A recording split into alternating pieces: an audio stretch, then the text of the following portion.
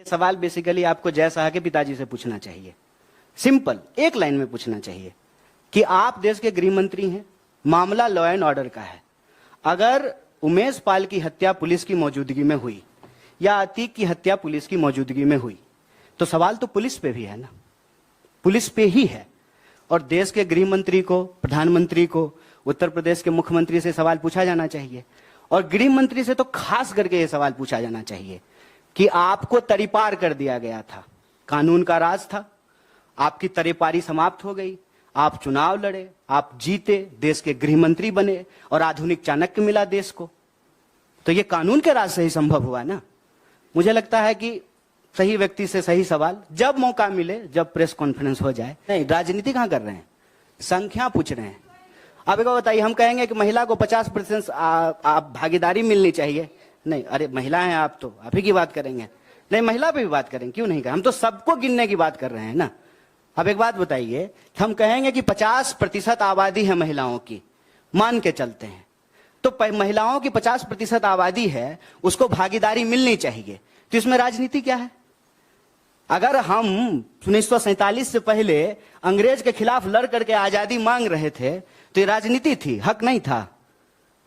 अगर राजनीति से ही हर चश्मे को देखा जाएगा तो फिर सब कुछ राजनीति है।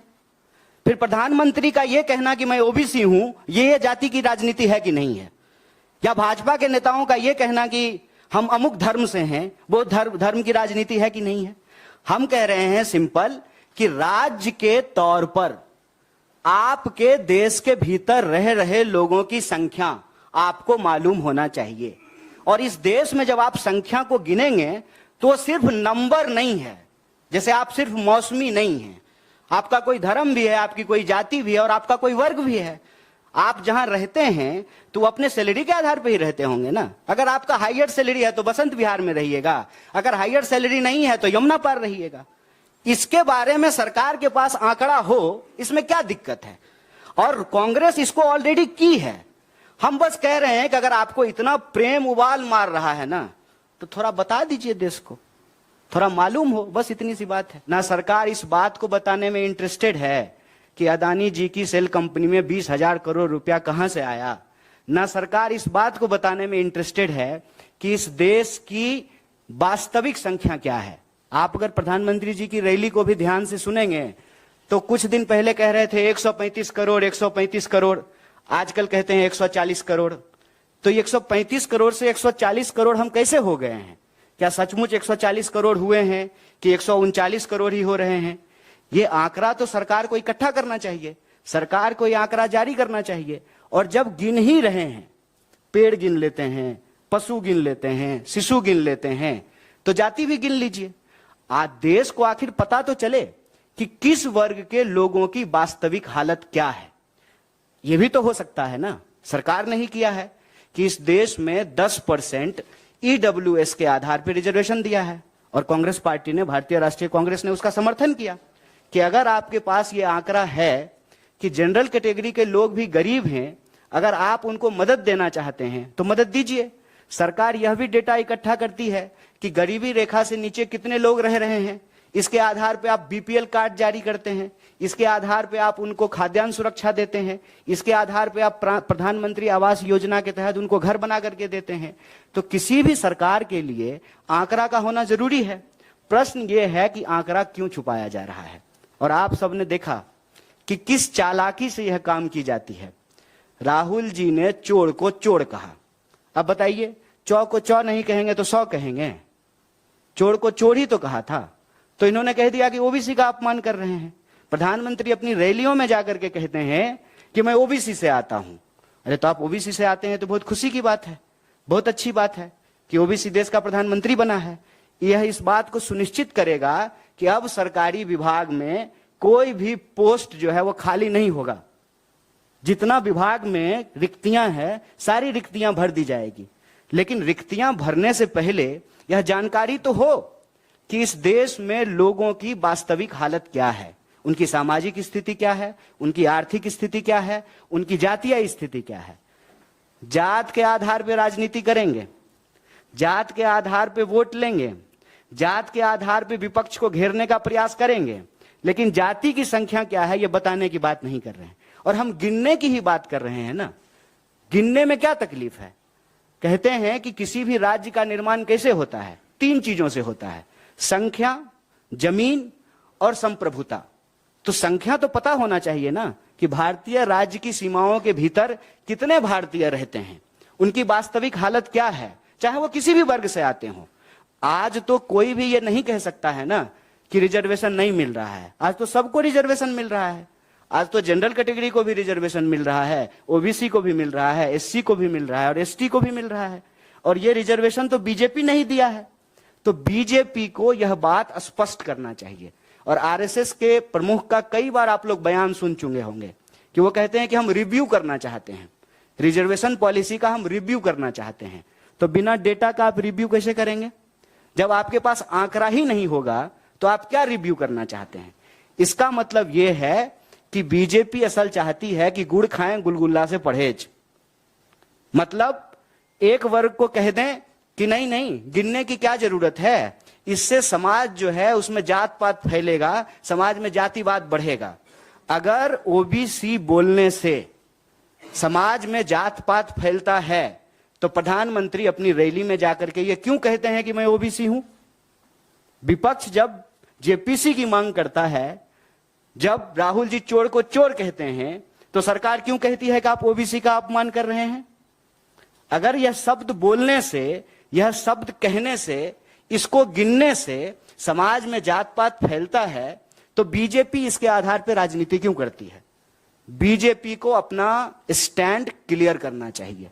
बीजेपी को देश की जनता को जाकर के बताना चाहिए कि आप जनगणना कराना चाहते हैं कि नहीं कराना चाहते हैं। और आप जनगणना कराना चाहते हैं तो जनगणना कराइए, जैसे बिहार में हो रहा है। अगर आप नहीं कराना चाहते हैं तो वो भी प्रेस कॉन्फ्रेंस करके देश को बताइए कि हमको देश के लोगों को गिनने की जरूरत नहीं है, सरकार को लोगों को गिनने की जरूरत नहीं है। उनका दोस्त जो है ना वो डेटा इकट्ठा कर रहा है, जिसके आधार पे जो है वो चुनाव की नीति बना लेंगे। लेकिन सवाल यहां सरकार की नीति निर्धारण का है। कितने लोग किस घर में रहेंगे उसी के आधार पे आप कमरा बनवाएंगे ना। एक जो है बेडरूम बनवाएंगे, बच्चा हो गया है 2 तो एक जो है चिल्ड्रन रूम बनवाएंगे, गेस्ट आते हैं तो एक गेस्ट रूम बनवाएंगे। किसी भी नीति का निर्माण आप डेटा के आधार पे करेंगे। सरकार डेटा जारी नहीं करना चाहती है और यह सवाल राहुल जी ने उठाया है, जो आज के लिए बहुत जरूरी सवाल है। और अगर आपको प्रेम है, जो आप दावा करते हैं और अपनी रैलियों में जाकर के बताते हैं, तो देश को बताइए कि देश में जाति के आधार पर लोगों की वास्तविक स्थिति क्या है। लोगों को बताइए कि आर्थिक आधार पर लोगों की स्थिति क्या है, सामाजिक आधार पर लोगों की स्थिति क्या है। इसका डेटा इकट्ठा कीजिए, जनगणना करवाइए, उस डेटा को जारी कीजिए, तब जाकर के पता चलेगा ना कि दुनिया में डंका बज रहा है जिस देश का, उस देश की असली हालत क्या है। हम भारतीय राष्ट्रीय कांग्रेस की तरफ से यह मांग करते हैं और हमारे राष्ट्रीय अध्यक्ष माननीय मल्लिकार्जुन खड़गे साहब ने प्रधानमंत्री को चिट्ठी लिखा है। उस चिट्ठी में यह जिक्र किया है कि हम दोनों सदन में इस बात को उठाए हैं कि 2011 में जो जनगणना हुई थी उसकी रिपोर्ट को आप जारी कीजिए। 2021 में जो जनगणना होना था उस जनगणना को अविलंब शुरू कीजिए। और जब एक काम हो रहा है, एक पंथ दुई काज हो जाए, जब गिन ही रहे हैं तो सब आधार पे गिन लीजिए। जब हर आधार पे समाज में लोग रह रहे हैं तो हर आधार पे लोगों को गिन लीजिए।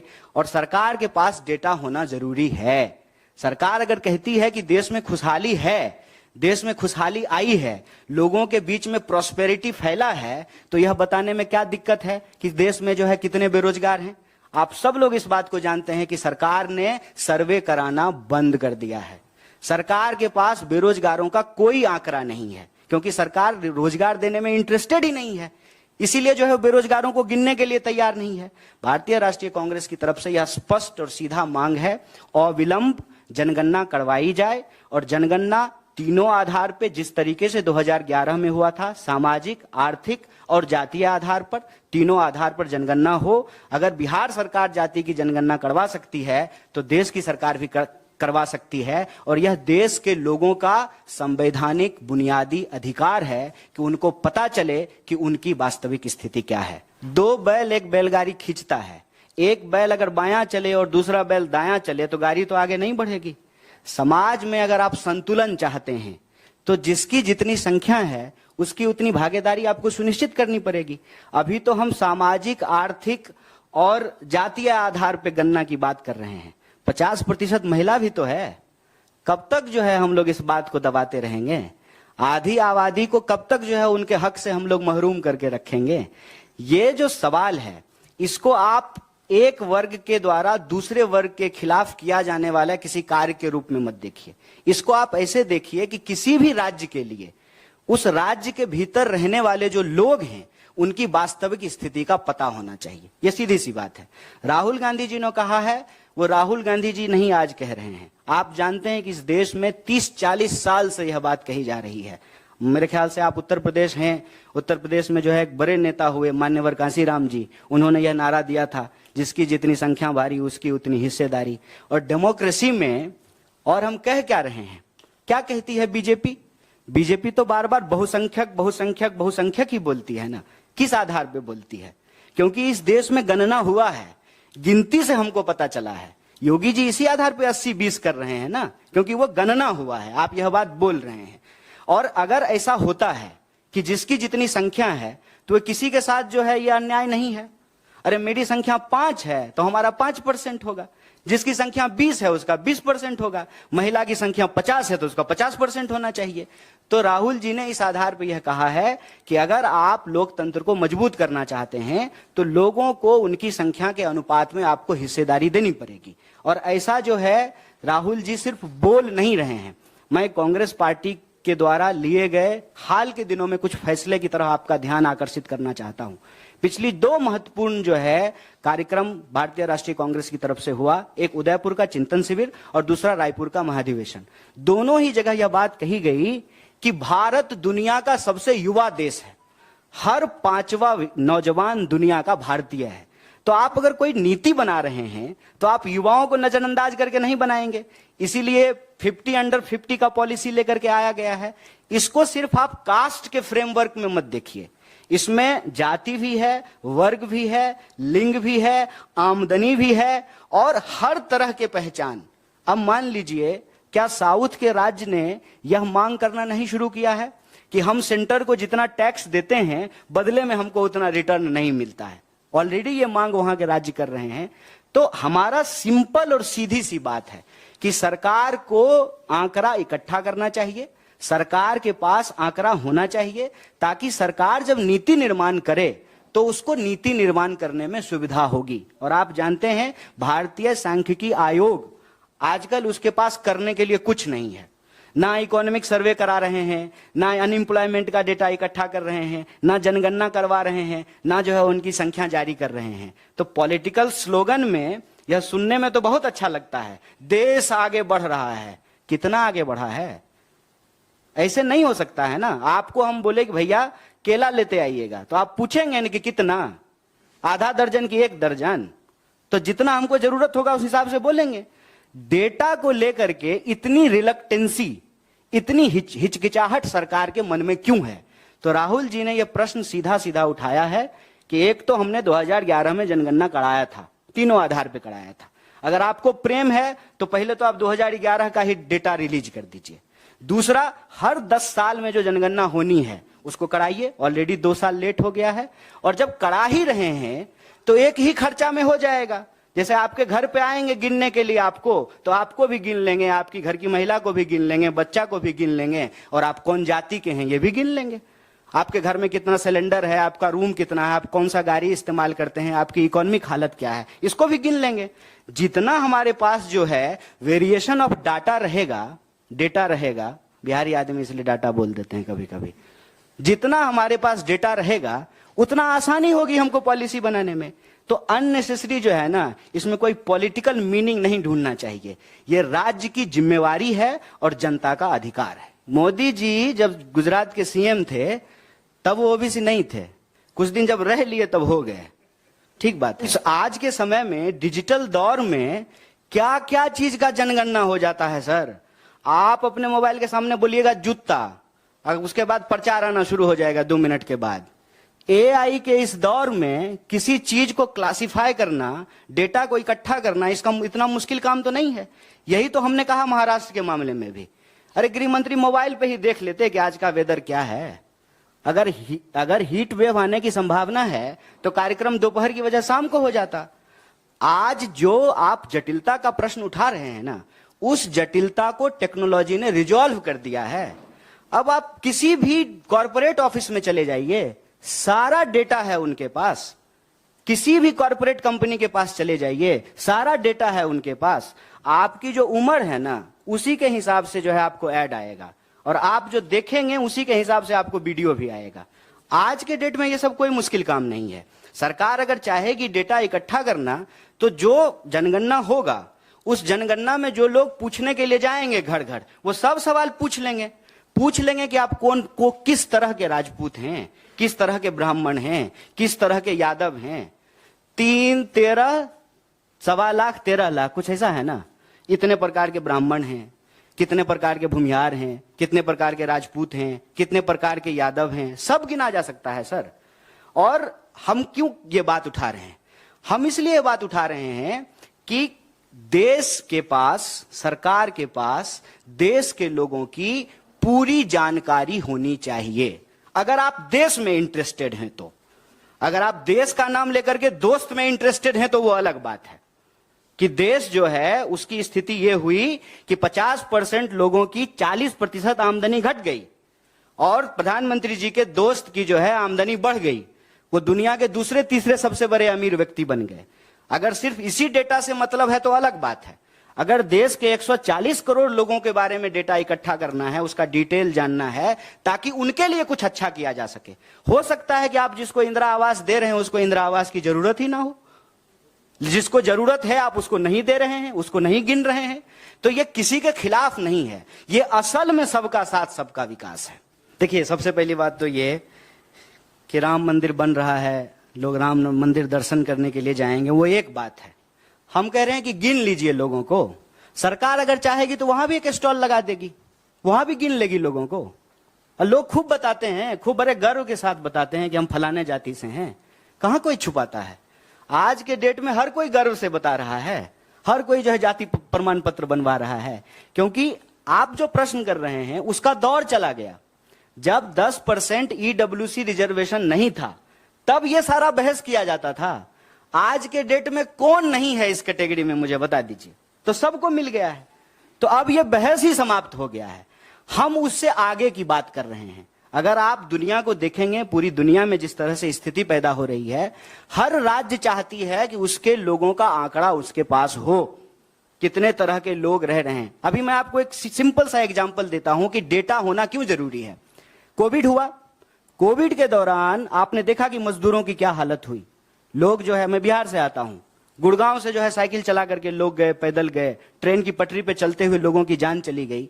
किसी भी सरकार के पास यह डेटा नहीं था कि उसके राज्य के कितने मजदूर दूसरे राज्य में जाकर के काम करते हैं। किसी भी राज्य के पास यह आंकड़ा नहीं था। अगर यह होता तो आपको नहीं लगता है कि इस पेंडेमिक के सिचुएशन में वहां लोगों को रेस्क्यू करना, वहां से लोगों को निकाल करके अपने घरों तक पहुंचाना आसान होता? मैं जो बात कह रहा हूं उसमें खाली विपक्ष की राजनीति नहीं है।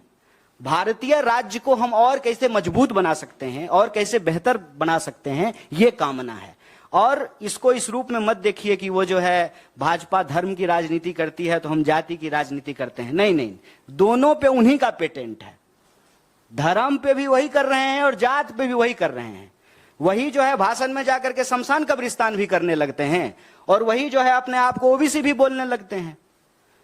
ये हमारा काम नहीं है। हम राज्य के बतौर क्या जरूरी है नीति निर्माण के लिए उसकी बात कर रहे हैं। और कांग्रेस पार्टी ऐसा समझती है कि राज्य के पास आंकड़ा होना चाहिए। आप जानते हैं कि सरकार आज जो है पीठ थपथपा रही है आधार को लेकर के। आधार की शुरुआत यूपीए के दौरान की गई और आधार जो है आज हर जगह मैंडेटरी कर दिया गया है। किसी भी राज्य के लिए, अमेरिका हो, लंदन हो, यूरोप हो, कहीं की भी बात कर लीजिए, सरकार के पास आंकड़ा होना चाहिए। अब जात इंग्लैंड में तो होता नहीं है, जात होता यूपी, बिहार, भारत में है, तो जात यहीं गिनिएगा ना। जहां जो होगा वहां पे गिनेंगे। और जहां तक भागीदारी का सवाल है, आप जानते हैं कि इस देश में फिजिकल एबिलिटी के आधार पे भी जो है रिजर्वेशन दिया जाता है, अब जो है इकोनॉमिक आधार पे भी दिया जाने लगा है, जाति के आधार पे भी दिया जाता है, क्षेत्र के आधार पे भी होता है, हर तरह की जो है भागीदारी दी गई है ना, जिसको कहा गया है एफर्मेटिव एक्शन। एफर्मेटिव एक्शन का मतलब यह नहीं होता है कि आपका मोटरसाइकिल जो है वो 1 लीटर में 50 किलोमीटर का एवरेज देता है, तो आपका पंक्चर नहीं कर देना है टायर। जिसका 10 ही एवरेज दे रहा है ना, उसमें कार्बोरेटर बढ़िया लगा देना है कि थोड़ा एवरेज बढ़ जाए। यह होता है एफर्मेटिव एक्शन। इसको इस तरह से ना पिच किया जाए कि एक के खिलाफ हम दूसरे के लिए कुछ कर रहे हैं। धर्म और जाति को एक दूसरे के खिलाफ पिट नहीं कर रहे हैं। क्योंकि एक बात बताइए, इस देश में कौन सा ऐसा धर्म है जिसकी जाति नहीं है? बताइए। अगर क्रिश्चियनिटी में कास्ट होता तो इंग्लैंड में भी कास्ट होता ना, खाली भारत में है। अगर इस्लाम में कास्ट होता तो सऊदी अरबिया में भी कास्ट होता, भारत में है। इस देश में अगर कोई पैदा हुआ है तो उसका कोई धर्म भी होगा और उसकी कोई जाति भी होगी। ये अलग अलग बात नहीं है, इसको अलग अलग मत कीजिए। ये योगी जी की चालाकी है 80-20। मुझे नहीं लगता है क्या कि आप जो है गलत व्यक्ति से सही सवाल पूछ रहे हैं। अब गलत व्यक्ति हम इसलिए कह रहे हैं कि ये सवाल बेसिकली आपको जय शाह के पिताजी से पूछना चाहिए। सिंपल, एक लाइन में पूछना चाहिए कि आप देश के गृह मंत्री हैं, मामला लॉ एंड ऑर्डर का है। अगर उमेश पाल की हत्या पुलिस की मौजूदगी में हुई या अतीक की हत्या पुलिस की मौजूदगी में हुई तो सवाल तो पुलिस पे भी है ना, पुलिस पे ही है। और देश के गृह मंत्री को, प्रधानमंत्री को, उत्तर प्रदेश के मुख्यमंत्री से सवाल पूछा जाना चाहिए। और गृह मंत्री से तो खास करके यह सवाल पूछा जाना चाहिए कि आपको तरीपार कर दिया गया था, कानून का राज था, आपकी तरीपारी समाप्त हो गई, आप चुनाव लड़े, आप जीते, देश के गृह मंत्री बने और आधुनिक चाणक्य मिला देश को, तो ये कानून के राज से ही संभव हुआ ना। मुझे लगता है कि सही व्यक्ति से सही सवाल, जब मौका मिले, जब प्रेस कॉन्फ्रेंस हो जाए। हम अभी जाति पे बात करने के लिए आए हैं, जनगणना पे बात करने के लिए आए हैं, सामाजिक आर्थिक जातीय स्थिति क्या है देश के लोगों की, उस पे बात करने के लिए आए हैं। एकदम आप सवाल पूछते रहिए, हमारी सीरियसनेस बनी रहेगी। हर प्रेस कॉन्फ्रेंस में सवाल कीजिए। जैसे जब हम ओल्ड पेंशन स्कीम पे बोले थे ना, तो वैसे ही सवाल आ रहा था, तो तीनों राज्य में ओल्ड पेंशन स्कीम लागू हो गया। लगातार पूछिए। देखिए, मीडिया का काम है सत्ता पक्ष हो या विपक्ष, उसके ऊपर दबाव बना करके रखना। यह सवाल पूछते रहिए और जब हो जाएगा तो फिर से वाह वाह। अब ये तो मल्लिकार्जुन खड़गे साहब कहेंगे ना, लेकिन मैंने जो आपको कहा है वो आप भी समझ रहे हैं। नहीं, सिर्फ विपक्षी एकता की बात नहीं है, ये देश की एकता की बात है। हम तो चाहते हैं कि भाजपा भी इसमें हमारे साथ आए और एक प्रेस कॉन्फ्रेंस करके जो है भाजपा के प्रवक्ता बताएं कि वो देश के लोगों को गिनना चाहते हैं कि नहीं गिनना चाहते हैं। हम विपक्ष सिर्फ कोई यूनाइट नहीं करना चाहते हैं। 140 करोड़ जैसा कि प्रधानमंत्री अपनी रैली में बोलते हैं, तो हम एग्जैक्टली जानना चाहते हैं कि हम 140 करोड़ हुए हैं कि नहीं हुए हैं। तो हम चाहते हैं कि देश की एकता बने, सिर्फ विपक्षी एकता क्यों, भाजपा भी इसमें शामिल हो और अपना स्टैंड जो है वो देश के सामने क्लियर करे कि वो जनगणना कराना चाहती है कि नहीं कराना चाहती है। अगर कराना चाहती है तो सामाजिक, आर्थिक और जातीय आधार पर लोगों को गिनेगी कि नहीं गिनेगी। एक लाइन में जब आप स्त्री गिन सकते हैं, पुरुष गिन सकते हैं, पशु गिन सकते हैं, शिशु गिन सकते हैं, तो ओबीसी क्यों नहीं गिन सकते हैं।